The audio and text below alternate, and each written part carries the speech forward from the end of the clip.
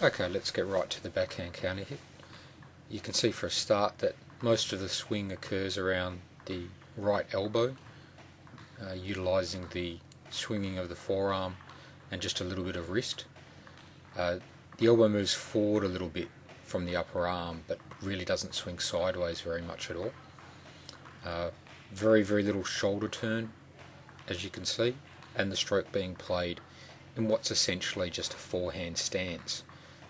Because there isn't a lot of body turn required for this shot, no need to go into a backhand stance with the right foot further forward, and just head to a slower motion view of this, which will allow us to see the depth of the backswing around about to the left knee, just back to a comfortable depth.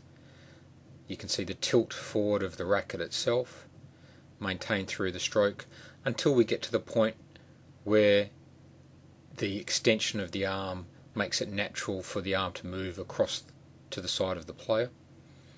Again, you can see very little shoulder turn, just a little bit of the right shoulder coming forward to give the elbow a little bit of room, give the swing a little bit of room.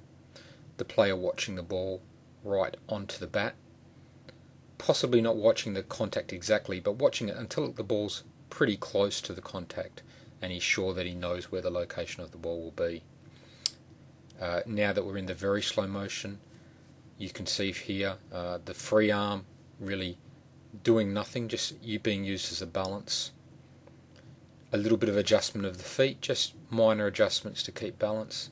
Player watching the ball, bat tilted forward, stroke forwards and upwards until we get to the point where the swing naturally curves off to the player's right. And again, just watch the next, as we watch the next stroke, the right shoulder comes forward a little bit just to give some room. Elbows well forward of the body. The backswing being short here isn't really bringing the bat all that far back. It could be further back if I wanted to hit the ball harder. The bat would be just brought further back, a bit below the expected height of the bounce, so that I can swing forwards and upwards. And then I watch the ball, or really watch my opponent from the other side, and remain balanced throughout the stroke with a little bit of forward lean. Okay, just moving to a front view. Front view is very good for seeing now that the contact point with the ball, we know it's in front of the body, but it's generally trying for around about between the navel, the belly button and the left hip, somewhere around there is optimal. And we can also see from here that the racket really does go back so that it's right behind the ball in place. So very little chance of missing the ball unless I get a bad bounce, because I'm watching the ball closely. The bat's right in the flight path, a little bit of tilt to control the height, and then recovering at the end of the swing back into a ready position. I'm cheating a little bit because it's against a robot. I'm really not coming as far into my ready position to be truly neutral. I'm slightly holding it on the backhand. That tends to creep in when you're playing on a robot. You get a little bit lazy. My bat should really be pointing further to my right, to the left of camera, and you'll see that again in this slow motion version. You can see how little the left arm does. It's really just a balance.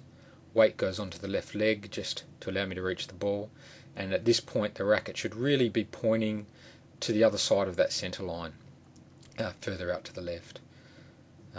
Shoulders level, no real shoulder turn required. You can see that the right elbow, my right elbow, is well clear of the body. There's an actual gap between my right elbow and the body on most of these strokes, so that my bat is naturally around about the middle to left hip of my body. And just bring it into position. Tip of the bat pointing out to the side, not pointing up. Finishing pointing upwards, and just allowing the swing to naturally occur around my elbow joint. Not a lot of upper arm swing.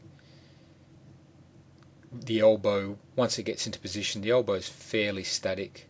Just a little bit of lifting, just letting that naturally occur, really not thinking about that too much.